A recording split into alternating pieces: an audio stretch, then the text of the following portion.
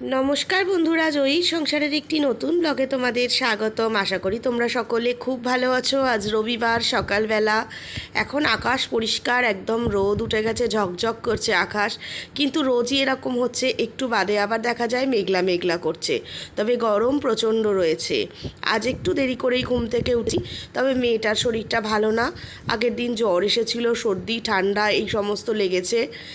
এই যে এখন এখানে বসে বসে দোল খাচ্ছে, ঘুম থেকে উঠে এলো, তাই বলছে শরীরটা ভালো লাগছে না। রাত্রের দিকে আমারও ঘুম হয়নি, কারণ ওর জ্বর হলে তখন কি হয়, আমাকেও বারবার থার্মোমিটার নিয়ে জ্বর মাপতে হয়, একটা টেনশন কাজ করে।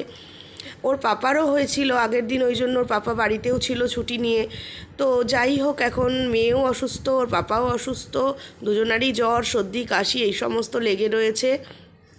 আর এই এখন বললাম যে যাও ব্রাশ করে নাও, তারপরে ব্রেকফাস্ট করবে। তাই একটু মানে যেতে একটুখানি এদিক ওদিক করছে, আসলে শরীরটা ভালো না যেহেতু। আর এদিকে আমি বাড়ির সামনে থেকেই সবজি পেয়ে গেছি, সেই সবজি নিয়ে নিয়েছি, টাটকা সবজি। ফুলকপিগুলো দেখলাম বেশ ভালো লাগলো, তাই দুটো ফুলকপি নিয়ে নিলাম। অফ সিজনে দেখবে এরকম যে সবজিটা পাওয়া যায় না, তখন সেটা যেন খেতে বেশি ইচ্ছা করে। আর এদিকে রোজকার যে বাজারগুলো তো থাকেই, পটল ভেন্ডি এগুলো তো থাকবেই এখন গরমকালে, এই সবজিগুলো এইসব নিয়ে আমি তারপরে এগুলোকে আবার ভালোভাবে জায়গা মতন করে ফ্রিজের ডালাতে রেখে দিলাম। তবে এই সময় আবার আমাদের ফ্রিজে আম খেতে সবাই ভালোবাসি বলে আমের জন্য সবজি রাখার জায়গাটা একটু কম হয়ে যায়। যাই হোক, গুছিয়ে রেখে দিলাম। এদিকে আমি বাকি কাজগুলোও করে ফেলছি। এদিকে আমি সমস্ত ঘরের বিছানা তুলে নিয়েছি, এদিকে ড্রয়িং রুমের ডিভান সোফা সব গুছিয়ে নিলাম, আর তার সঙ্গে আমি রান্নাটাও বসিয়ে দিয়েছি।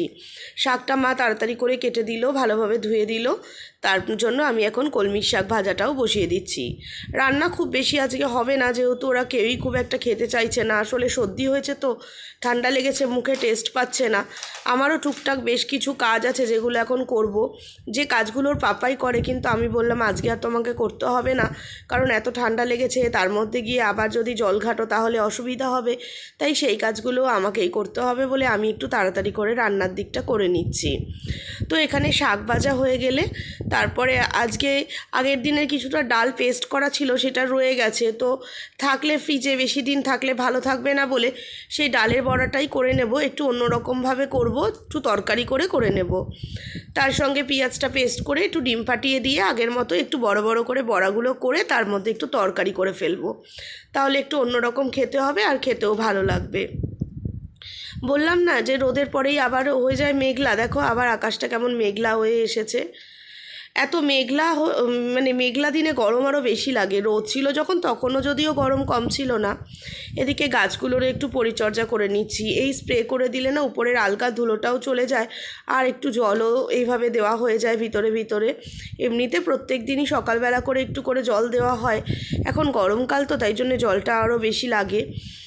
যেহেতু এত রৌদ্রের তাপ যতই ভিতরে থাকুক, তাও যেন দেখা যায় যে মাটি পুরো শুকিয়ে খটখটে হয়ে গেছে। তো এইভাবে সমস্ত গাছগুলোর এখন একটু পরিচর্যা করে নেওয়ার পরে আমি যাব আবার রান্নাটা করতে। রান্না কমপ্লিট করে তারপরে যাব অন্য কাজগুলো করতে।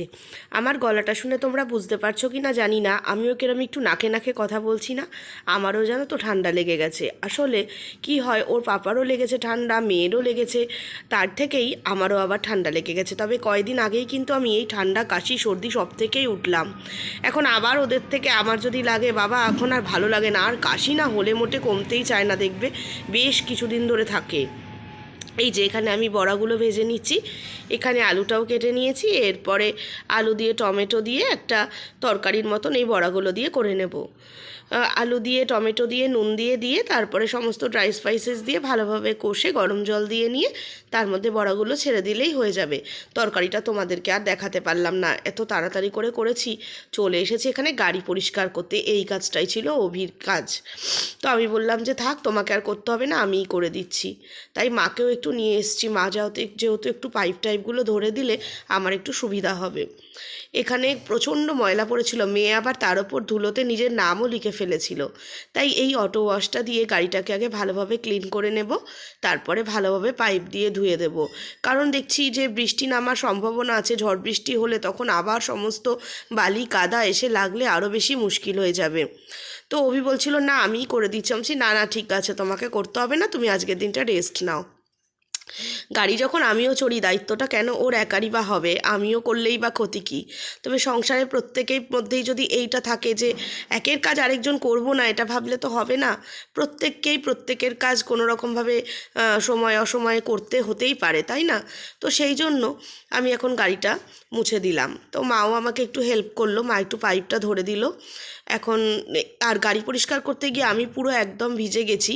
যেহেতু এরকম ভিজে যাব আমি জানি, তাই জন্য আমি সমস্ত কাজ সেরে তারপরে এসেছি। এখন গিয়েই স্নানে চলে যাব।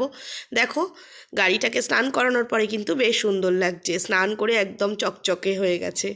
আজকের ভিডিওটা এই অবধিই থাকলো, খুব ছোট্ট একটা ভিডিও। ভালো লাগলে লাইক করো। তোমরা ভালো থেকো, সুস্থ থেকো, সাবধানে থেকো।